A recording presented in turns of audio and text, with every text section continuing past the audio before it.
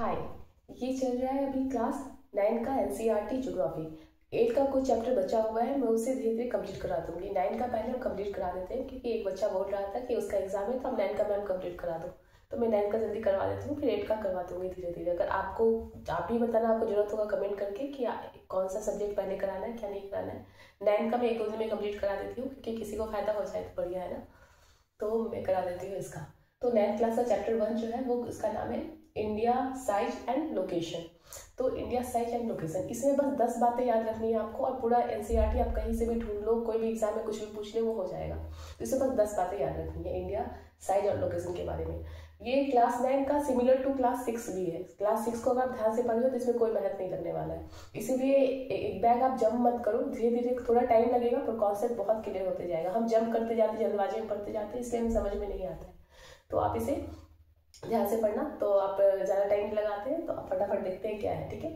तो इसमें क्या है, लोकेशन। इंडिया का लोकेशन क्या है, इंडिया का लोकेशन ये अर्थ है मान लेते हैं। तो इंडिया जो है वो नॉर्दर्न हेमिस्फीयर में है, इसमें ये साउथ हेमिस्फीयर हो गया, ये नॉर्थ हेमिस्फीयर हो गया। तो इंडिया यहाँ पे रहता है नॉर्थ ईस्ट में, ये इधर ईस्ट है इधर वेस्ट है, तो इंडिया का लोकेशन नॉर्थ में है, नॉर्दर्न हेमिस्फीयर में। ये पहली बात होगी। दूसरी, मेनलैंड। मेनलैंड क्या होता है, मेनलैंड मतलब जो आइसलैंड वालों को हम छोड़ दें तो हम, ये हमारा मेनलैंड है। इसमें जो हमारा सबसे जो साउथ है इंडिया का वो 8 डिग्री 4 मिनट, 8 डिग्री 4 मिनट से लेके 37 डिग्री 6 मिनट तक है। ये 68 डिग्री 7 मिनट से लेके 97 डिग्री 25 मिनट तक है। ईस्ट, ये भी ईस्ट, ये भी ईस्ट, ये नॉर्थ, ये नॉर्थ। क्यों सारा नॉर्थ है और क्यों ईस्ट है, क्योंकि हमारा इंडिया जो है वो यहाँ पे है, मतलब नॉर्थ ईस्ट में है। तो इसमें सारा यहाँ भी ईस्ट होगा, यहाँ भी ईस्ट होगा। कभी कभी एग्जाम में कंफ्यूज कर देते हैं, यहाँ लिख देंगे वेस्ट, वेस्ट नहीं, हमारा इंडिया में नॉर्थ ईस्ट में है। तो ये जो पार्ट होगा वो ईस्ट में होगा, ये दोनों पार्ट नॉर्थ में होगा। 8 डिग्री 4 मिनट। अब कभी कभी पूछ लेते हैं कि सबसे जो अंडमान निकोबार वाला पार्ट है लैटिट्यूड का, वो कितना डिग्री है, तो वो 6 डिग्री 45 मिनट तक है। तो ये हो गया दूसरी बात। एनसीईआरटी में मतलब कहानी बना के दिया हुआ है कि ऐसे ऐसे, ये सब हमें पता है, पर जो बात फोकस करनी है बस हम यहाँ वो डील कर रहे हैं, तो ये चीज़ है। फिर तीसरी बात ये है कि जो इंडिया है, मान लेते हैं इंडिया है, इंडिया के बीचों बीच मतलब लगभग बराबर भाग में ये एक लाइन बांटता है, इसका नाम है इसका ट्रॉपिक ऑफ कैंसर। ठीक, ट्रॉपिक ऑफ कैंसर। ये 23 डिग्री 23.5 डिग्री में बीचों बीच इंडिया को काटते हुए जाता है। तो ये कौन कौन स्टेट से होकर गुजरता है, बहुत बार क्वेश्चन पूछ लेते हैं, तो ऐसे याद रखना है। राजस्थान, गुजरात, मध्य प्रदेश, चाहे गुजरात राजस्थान ऐसे भी याद रख सकते, जैसे भी अपने आप से कोई मंत्र बना लो याद करने का, क्योंकि ये इसका और कोई तरीका नहीं है समझने का, इसको याद ही याद रखना पड़ेगा। तो खुद से मंत्र बना लोगे याद करने का तो ज़्यादा याद रहेगा। जैसे राजस्थान, गुजरात, एमपी, झारखंड, छत्तीसगढ़, झारखंड, वेस्ट बंगाल, त्रिपुरा और मिजोरम। मणिपुर नहीं है, मिजोरम है। 8 राज्य से होकर गुजरती है कर्क रेखा। याद रखना, इसको खुद कोई मंत्र बना लो, RGMP, चाचा, झारखंड, वेस्ट बंगाल, त्रिपुरा, मिजोरम, ऐसे करके याद रख लो। तो ये 8 राज्य से होकर गुजरती है। अब देखो, ये तीसरा बात हो गया, ठीक। चौथा बात, जो north most point, south most point, east most point और वेस्ट मोस्ट पॉइंट कौन कौन सा है इंडिया का। तो हम लोग हमेशा याद रखते हैं कि साउथ में कन्याकुमारी है, सबसे साउथ वाला पॉइंट। ईस्ट में इंदिराकोल है, सॉरी नॉर्थ में नॉर्थ मोस्ट पॉइंट क्या है, इंदिराकोल। इंदिराकोल क्यों है, क्योंकि सबसे पहले जो हमारा मेन लैंड से बाहर जो हमारा साउथ मोस्ट पॉइंट था इंडिया का, वो था इंदिरा पॉइंट, जो मर्ज हो गया समुद्र में 2004 के सुनामी में। तो हमारा जो साउथ मोस्ट पॉइंट है इंडिया का वो इंदिरा पॉइंट था, पर अभी कन्याकुमारी है मेनलैंड का। और नॉर्थ में सबसे नॉर्थ मोस्ट पॉइंट कौन सा है, इंदिराकोल, याद रखना। ये कहाँ पे है, लद्दाख में, ठीक। फिर जो इसमें है ईस्ट मोस्ट पॉइंट है हमारा, ये है यहाँ पे कच्छ वाले रीजन में, इसको बोलते हैं गुहार मोती। ये sorry west most point, India का जो वेस्ट मोस्ट पॉइंट है वो है गुहार मोती, जो सबसे पश्चिमी पॉइंट है उसका नाम क्या है, गुहार मोती। और जो ईस्ट मोस्ट पॉइंट है अरुणाचल प्रदेश में, उसका नाम है किबीथू, अरुणाचल प्रदेश में। तो ये चौथा बात है। इंद्राकोल, गुहार मोती, किबूथू, ठीक, किबीथू, अरुणाचल प्रदेश में। तो ये 4 बातें हो गई। 5वां बात कि जो हमारा इंडिया है उसका सरफेस एरिया कितना है। जो इंडिया का सरफेस एरिया है वो 3 लाख मतलब 3.28 मिलियन किलोमीटर स्क्वायर, 32,80,000 ऐसे करके बोल सकते हैं। मिलियंस में है 3.28 मिलियन किलोमीटर स्क्वायर इसका एरिया। और ये जो एरिया है अगर दुनिया में 100 किलोमीटर है तो सिर्फ 2 किलोमीटर या 2.4 किलोमीटर हमारे यहाँ स्पेस है। मतलब दुनिया का 2.4% एरिया है इंडिया के पास। इसमें आगे पढ़ेंगे हम लोग। इसमें रहते कितने हैं, 17% पॉपुलेशन। दुनिया का 2.5% लैंड हमारे पास है, पर दुनिया का 17% पॉपुलेशन हमारे यहाँ रहता है। तो ये हो गया। अब इंडिया से बड़ा, इंडिया सब 7 मोस्ट बिग कंट्री है, मतलब इंडिया का नंबर 7 नंबर पे आता है एरिया वाइज। तो इससे बड़ा कौन कौन सा कंट्री है, इससे बड़ा है रसिया। रसिया सबसे बड़ा कंट्री है, रसिया। फिर कनाडा, यूएसए, रसिया, कनाडा, यूएसए, चाइना, ब्राजील और ऑस्ट्रेलिया। ऐसे मैंने ऐसे याद रखा था ABC, यानी ऑस्ट्रेलिया, ब्राजील, चाइना, उसके बाद रसिया, कनाडा, यूएसए। कभी कभी चाइना को पहले दे देता है, पर नहीं, एनसीईआरटी में दिया हुआ है Russia, China, USA, sorry Russia, Canada, USA, China, Brazil, Australia, फिर इंडिया है। 7वें नंबर पे इंडिया है। ये कनाडा है, चाइना नहीं, रसिया, कनाडा, यूएसए, चाइना, ब्राजील और ऑस्ट्रेलिया। तो 7 नंबर पे इंडिया का एरिया वाइज बिग कंट्री है। हो गया। तो ये देखो, अब लैंड बाउंड्री एरिया, लैंड जो है इसका जो ये है लेंथ है वो कितना है। मतलब 2 तरीके का लेंथ है इंडिया में, एक है कोस्टल वाला, एक है लैंड वाला। तो लैंड वाला जिसका जो लेंथ है उसका बाउंड्री का वो है 15,200 किलोमीटर, और कोस्टल वाला जो लेंथ है वो है 7,516 किलोमीटर। पर 7,500 किलोमीटर में लक्षद्वीप और अंडमान निकोबार दोनों का लेंथ इंक्लूड है, दोनों मिला के 7,516 है। वैसे अगर इसको एक्सक्लूड कर दे तो 6,100 समथिंग आता है कुछ। अगर दोनों आइसलैंड को मिला के उसका लेंथ को तो हो जाएगा 7,516 किलोमीटर। तो ये 5 बातें हैं। अब हम और बातें याद रखते हैं। तो 5 बात और ध्यान रखना है। ये हो गया 5 बात।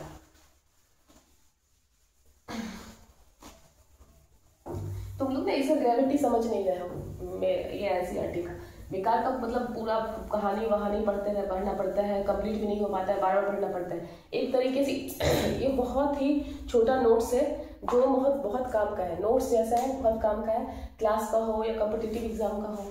पर वही होता है ना, वैल्यू समझ में नहीं आता है लोगों को पहली बार में। तो अब देखो 5 बातें हो गया, 5 बातें और याद रखनी।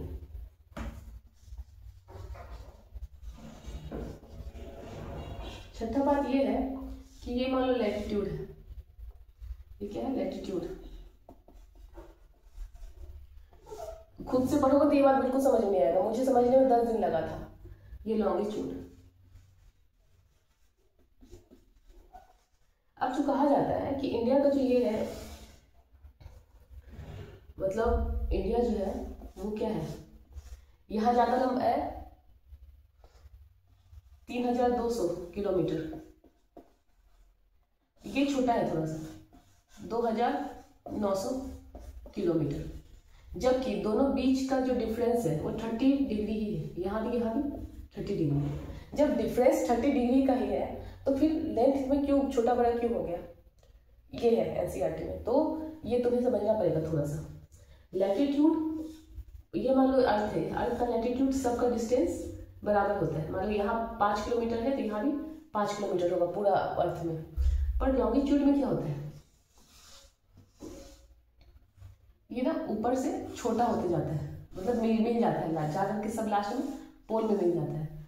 तो देखो अगर ये यहाँ से गया तो एरिया छोटा होते गया, 2 लॉन्गिट्यूड के बीच का एरिया क्या होता है, ऊपर जाने से छोटा हो जाता है। तो वो डिग्री तो बराबर सेम ही होगा, पर ऊपर जाके जब मिल जाता है लॉन्गिट्यूड तो उसका एरिया छोटा होते जाता है। इसीलिए क्या होगा, ये तो लंबा होता है पर लॉन्गिट्यूडनल डिस्टेंस कम हो जाता है, क्योंकि लॉन्गिट्यूड ऊपर जाके मिल जाते हैं तो एरिया छोटा होते जाता है। तो इसलिए क्या होता है 30 डिग्री का ही डिफरेंस है इसमें और इसमें, लैटिट्यूड और लॉन्गिट्यूड में। पर लैटिट्यूड वाला ज़्यादा बड़ा है, ये ज़्यादा लंबा है, और लॉन्गिट्यूड वाला छोटा है, क्योंकि लॉन्गिट्यूड ऊपर जाके मिल जाता है, जैसे ऊपर जाता है तो दो लॉन्गिट्यूड का डिस्टेंस कम होते जाता है। तो ये है इसका मतलब। तो ये छठा बात है, वो आपको याद रखनी है। फिर 7वां बात ये है,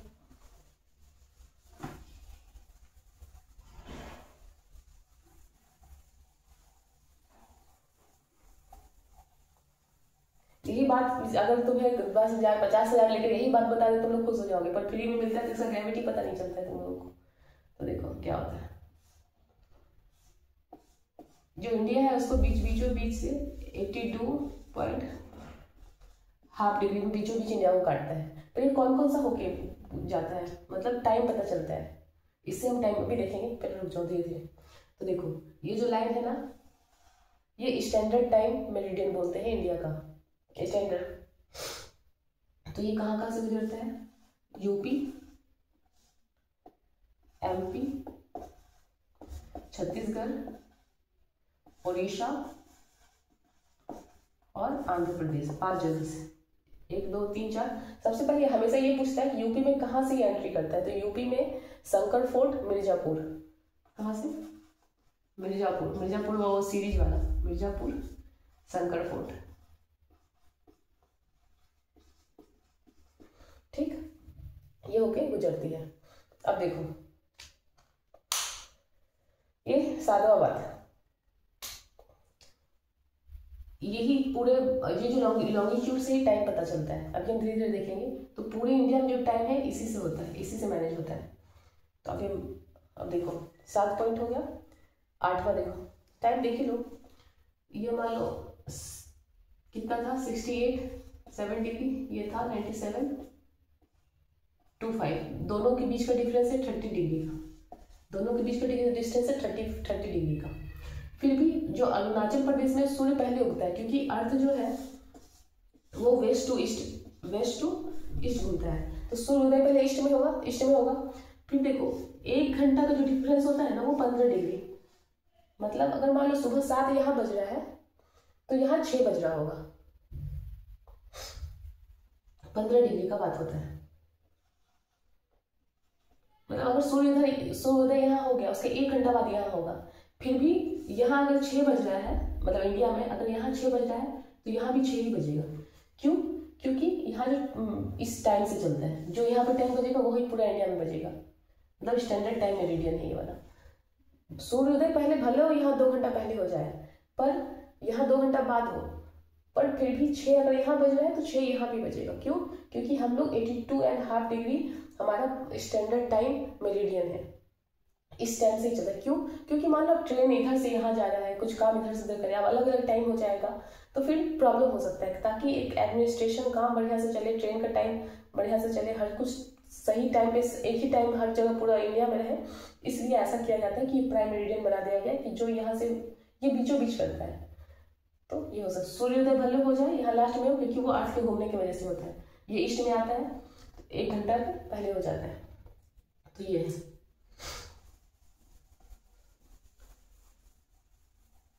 तो ये बातें थी, 7 हो गया। और 8वां बात, इंडिया एंड वर्ल्ड। इंडिया 8वां बात, इंडिया और वर्ल्ड। इसमें है, पहले तो हम लोग को नेबर देखना है, हमारे नेबर कौन कौन से हैं। नेबर से पहले देखो इंडिया कौन से कॉन्टिनेंट में आता है। 7 कॉन्टिनेंट है, इंडिया कौन से कॉन्टिनेंट में आता है, एशिया कॉन्टिनेंट में, ठीक। एशिया में भी कहाँ, वेस्ट एशिया और ईस्ट एशिया के बीचों बीच में, सेंटर में ईस्ट एशिया, वेस्ट एशिया और ईस्ट एशिया के सेंटर में साउथ एशिया में, साउथ की तरफ इसका एक्सटेंशन है इंडिया के। वेस्ट एशिया ईस्ट एशिया के साउथ में है इंडिया, ठीक। एक चीज और है,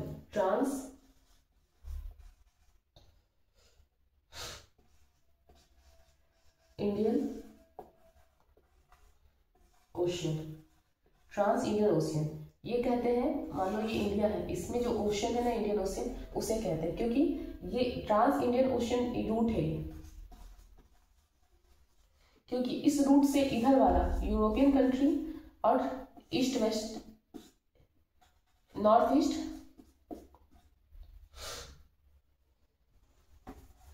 चलो इधर वाला कंट्री और इधर वाला कंट्री दोनों कनेक्ट हो सकते हैं, जिससे ट्रेड होने में सुविधा होगा, तो इसीलिए इसे बोलते हैं ट्रांस इंडियन ओशियन रूट। ठीक, अब फिर है स्वेज कैनाल, ये थोड़ा गिजर हो गया, जहां भी समझ में नहीं आएगा पूछना, मैं सोच रही हूँ तुम मतलब सबको अच्छे से समझ में आ जाए। एक्चुअली होता है ना, तुम इतना मेहनत से कुछ पढ़ो और किसी को तुम्हारी मेहनत से कुछ फायदा हो जाए तो बढ़िया होता है, बस मेरा यही पर्पस होता है यहाँ डालने का। वीडियो पसंद आए तो लाइक करो, नहीं करो मुझसे इससे कोई फर्क नहीं पड़ता है, बस मैंने जो सीखा है वो मैं सोचती हूँ अगर किसी को भी फायदा, एक इंसान को भी फायदा हो जाए तो मेरा सीखना कुछ मतलब लगेगा, हाँ मैंने कुछ मेहनत किया तो कुछ लोगों को फायदा होता है। अपने लिए तो जानवर भी जीते हैं, पर अगर तुम्हारे मेहनत से किसी को फायदा हो रहा है, किसी को कुछ समझ में आ रहा है तो फिर ये अच्छा लगता है, तो इसलिए मैं वीडियो डालती हूँ। अगर पसंद आए तो लाइक करो, मत करो, इससे कोई फर्क नहीं पड़ता है, बस तुम सीखो, देखो, डाउट हो तो पूछो। तो देखो ट्रांस इंडियन ओशियन में थे अभी, तो आप देखो मान लो ये इंडिया है, ये इधर का और इधर का कंट्री, तो जब वर्ल्ड मैप देखोगे तो ये ट्रांस इंडियन ओशियन से कनेक्ट हो सकते हैं। अब तुम्हारे बुक में छोटा सा जगह दिया स्वेज कैनाल, स्वेज कैनाल पूछ लेते हैं एग्जाम में, क्या है स्वेज कैनाल। 1869 में ये ओपन हुआ था, रेड सी है, वर्ल्ड मैप में तुम देखना, रेड सी में रेड सी है, रेड सी के बाद स्वेज कैनाल, स्वेज कैनाल का रास्ता खुल गया था 1869 में। वहां से यूरोपियन कंट्री का 7000 डिस्टेंस, जो वो ओशियन से आता था अफ्रीका होकर के, वो 7000 किलोमीटर कम हो गया डिस्टेंस। समझ रहे हो कितना फ्यूल बच गया और टाइम बच गया स्वेज कैनाल के ओपन होने से। 1869 में बनना शुरू हुआ था 1868 में, पर वो ओपन हो गया था 1869 में। रेड सी में है स्वेज कैनाल, तुम एक बार देख लेना मैप जाके, थोड़ा खुद देखोगे तो दिमाग खुलेगा। तो इस तरह से स्वेज कैनाल के बारे में हो गया, जिसे यूरोपियन इंडिया के साथ डिस्टेंस 7000 कम हो गया, 7000 किलोमीटर कम हो गया। फिर है पहले के टाइम में क्या होता था ना, जो सी रूट बाद में आया, बहुत पहले जो सोचते थे सी रूट में ट्रैवल नहीं करना है, पाँव नहीं रखना है, देवी होते हैं, अभी भी हम लोग पूछते हैं भगवान, मतलब पानी को पूजा करते हैं, पर पहले के टाइम में था कि लैंड समुद्र में पाँव नहीं रखना है, पहले लैंड से ही जमीन से आना जाना कल्चर का होता था। लैंड से बहुत लैंड ऊपर खावर था, पहाड़ था, फिर भी लोग मेहनती थे, वो एक जगह से दूसरे जगह जाते थे, क्या करते जाते थे लैंड होकर के, बहुत टाइम लगता था, सालों साल लग जाता था। इससे ही ना कल्चर का ट्रांसफर हुआ, जो ग्रीक का कल्चर, जो बुद्ध भगवान बनते हैं वो ग्रीक के इस कल्चर में ही है। यहाँ इंडिया से कुछ जैसे मसाले वगैरह दूसरे कंट्री में गए, दूसरे कंट्री से कल्चर हमारे कंट्री में आए, इससे क्या हुआ, सारा मिक्स डिफ्यूजन हुआ कल्चर का, तो वो लैंड रूट से होता था। बाद में सी रूट आया, पहले लैंड रूट फिर सी रूट, तो ये है। तो कोई कहेगा लैंड रूट ज्यादा पुराना है या सी रूट, तो लैंड रूट ज्यादा पुराना है, पहले सी को सी में पाँव नहीं रखते थे। फिर नेक्स्ट बात है तुम्हारा इंडिया नेबर।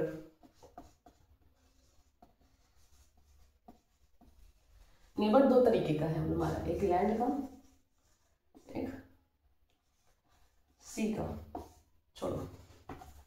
तो देखो ये हमारा ये इंडिया, यहाँ पाकिस्तान। तुम एक काम करना, एक टास्क है बस, एक मैप बनाना या मैप ले लेना, उसमें इंडिया के कौन कौन सा स्टेट पाकिस्तान को टच करते हैं, कौन कौन से अफगानिस्तान को, कौन से चाइना को, कौन से बांग्लादेश को और कौन से म्यांमार, ये बताना। फिर नेपाल, भूटान और यहाँ श्रीलंका और मालदीव।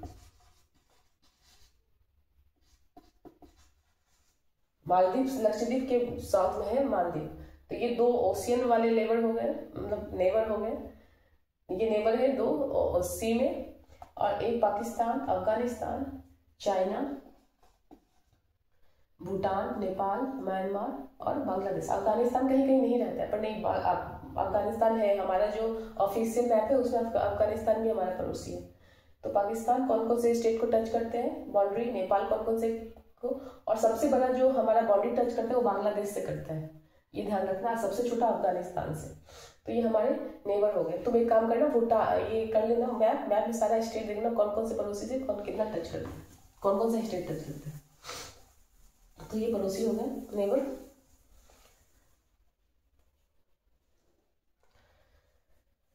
तो हो गया बात, यही तो, और कुछ नहीं है 10th क्लास के चैप्टर 1 में इंडिया लोकेशन। फिर भी कुछ डाउट हो तो पूछो, फिर भी मैं चाह रही हूँ पूरा कवर करा दूँ इसमें। 9th क्लास का चैप्टर 1 खत्म। एक है पाक स्टेट।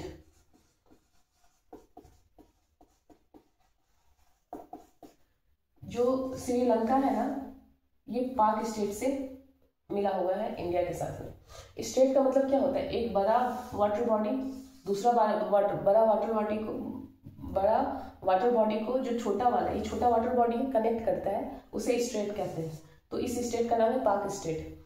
मान लो ये बहुत बड़ा वाटर बॉडी है,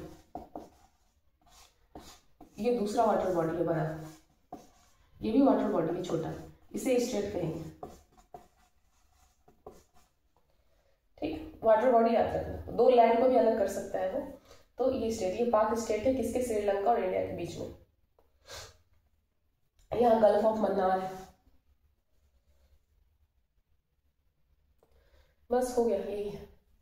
तो चलो, पूछना कुछ हुआ तो नहीं, तो ऐसे तुम व्यूज आता नहीं है, लाइक नहीं आता, तो फिर बनाने का मन नहीं करता है। फिर सोचते चलो बना लेते हैं, अगर मेरा नॉलेज से किसी एक को फायदा हो जाए तो बढ़िया है। तो शेयर करो, और जितना व्यूज आएगा मुझे मोटिवेशन मिलेगा बनाने का। तो वैसे वीडियो तो आते ही रहेगा, अगर मोटिवेट नहीं हो फिर भी अगर तुम्हें अच्छा लगे तो बताना। कुछ डाउट हो, कुछ कोई प्रॉब्लम हो, या कोई भी सब्जेक्ट में हो, साइंस हो, मैथ्स, हिंदी, इंग्लिश, कोई भी सब्जेक्ट, कोई भी क्लास का, तो तुम पूछ सकते हो मेरे से। मैं वीडियो बना के डाल दूंगी। अगर मान लो तुम्हें बहुत टाइम लग रहा है समझने में, 2-3 दिन लग रहा है, अगर मेरा पहले से समझा हुआ है तो मैं तुम्हें 10-15 मिनट में समझा दूंगी। मुझे कोई प्रॉब्लम नहीं है। मैं कितना भी बिजी मेरा शेड्यूल है, मैं कुछ भी करूँ, अगर एक आदमी को भी फायदा हो जाए, जो कोई उलझा हुआ है अपने जीवन में, तो उससे फायदा हो जाए, तो तुम अपना कुछ प्रॉब्लम हो या कोई भी सब्जेक्ट का डाउट हो तो तुम मेरे ईमेल आईडी में भी भेज सकते हो। ये प्रिया दिव्या 227@gmail.com। बच्चे पूछते रहते हैं कि कहाँ पे, तो यहाँ पे भी अपना कुछ प्रॉब्लम शेयर कर सकते हो। अगर कुछ मैं सॉल्व करवाऊँ तो मुझे अच्छा लगेगा। तो ठीक है, फिर नेक्स्ट वीडियो में देखते हैं दूसरे चैप्टर में 9th क्लास के साथ। Thank you.